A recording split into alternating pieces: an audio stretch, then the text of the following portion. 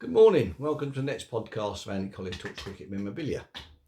So before we get on to stuff that's turned up this week, just going to go back to last week's one with the pots and jugs and things and add a couple in. This one here is a teacher's water jug, a couple of cheeky chappies on there. Not particularly good condition, handle's been off and a couple of chips, so might have been dropped when they were having their whisky. It's made for WH Teacher and Son Limited, Glasgow, England. So a nice little addition there to the collection of quite a few years ago now.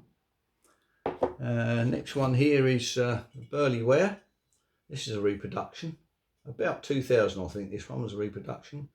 Only about 100, 150, so it's quite a rare beastie in its own right. The original ones are quite a large thing with yellow and what have you, and the batsman meant to be depicting Don Bradman, but that leaves a little bit to the imagination, being Bradman. But Burley Ware at the bottom there, nice stamp, Burslem, England. There's the JW there, which is either the painter or the potter, one of the two. So nice addition there, quite a rarity. And then this week turned up, who was it? H.J. Wood, sorry. England, Toby Jug pot there. Some say it looks like Donald Trump, but I know he startled a few people, but I don't think it is Donald Trump. But a lovely addition there. You can actually make that quite useful by sticking some pots and pens in the top or whatever. Pens and Mr. Wood of England. So quite a nice addition there. There's a few others in the edition of those, so hopefully they'll be on their way fairly soon with a bit of luck. So anyway, coming on to this week's Dave Battersby. Has added to his collection of very informative booklets. This one on Duncan Sharpe, the unsung hero, who played for Pakistan in 3 test matches. He's one of 3 Christians that have played for Pakistan at the time. In the late 50s, this is him at the back here against Nottingham Club and Ground. Got 170 odd. Very informative book. Played for, say, Pakistan, South Australia, ended up living in Melbourne. So it's quite a nice informative booklet there on Duncan Sharpe. Now, a few months ago, Dave produced this book here, which is the tours of the Pakistan Eaglets in the 50s, which is quite a good production again from Dave.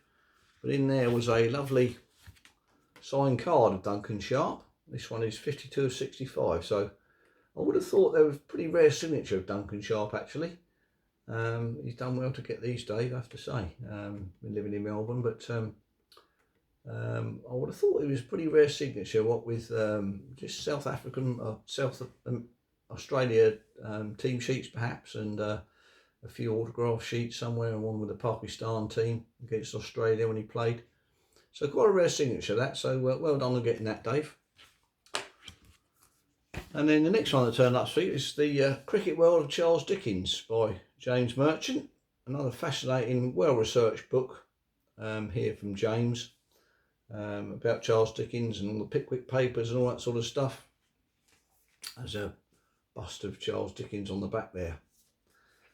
So some lovely connections with cricket memorabilia in here. I've just picked this one out here with a set of stamps that was produced for the Dingley Dell match on there, and in St Helena, which was the volcanic island. So that's quite a nice link to cricket memorabilia and Charles Darwin's love of cricket. So that's quite a lovely production there, James, well done. And one of 122, so it's quite a rare little booklet there. So if you want one of those, you better get your skates on. And Matthew Thompson put a lovely post on this morning on the Facebook pages, better some Australian newspapers. One with the Afire on the Royal Tour in 1901, which toured the colonies in the Afire. There's the Afire with a royal livery, all white, 1901. So that's a nice photograph there. A couple of lovely postcards of the Afire actually. This was a celebrated Liners postcard series, Tuck's postcard. The Afire, she was built in launched in 1891, twin screw, and then sold in 1921 to be scrapped. But she had a good life, I have to say. Here's another one there with the Royal livery. The Cadbury's chocolate reproduction card there. Probably about 1970s, I should think, that one. Nice, interesting image. Another original image here. This is the Orient Line postcard, official postcard. On the back there's the Orient Line motif there. So a nice one there in the original livery there of black and, well, yellow it's meant to be, but it looked golden to me, those lovely funnels. So quite nice. But she was involved in a couple of cricket tours. 1893 she brought the 1893 Australian team over to England. This is a lovely carte de visite card, small one, stereoscopic company again. All on the back there, what they do and then what they don't do. This is, get these in various sizes, and this one's probably the smallest one they do, I should think. But a lovely card nonetheless of the 1893 side. And she also bought or took the MCC to Australia in 1907 with Jones's team. There's another lovely carte de visite that's been doing the circuit this week.